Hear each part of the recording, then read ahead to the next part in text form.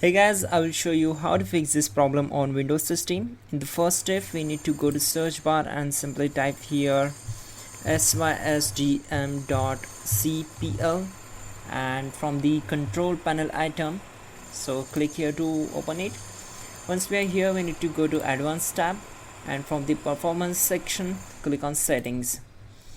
As you can see on my window, I have selected custom, and please just follow my screen and do all the steps, like uncheck these two, then check this two, and uncheck these all, again check these, and as you can see on my screen, set the setting on your system, then click on apply and then OK. Once done, open settings,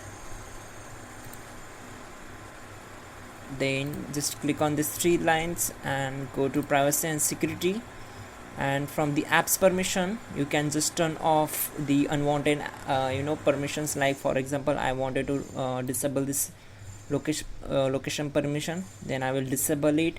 Then from the general tab, we need to disable all these four options. These are unwanted functions on our system.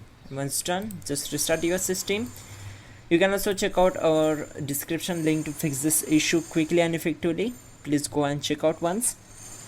And yeah, restart the system, problem will be solved. Don't forget to like the video. Please do subscribe the channel.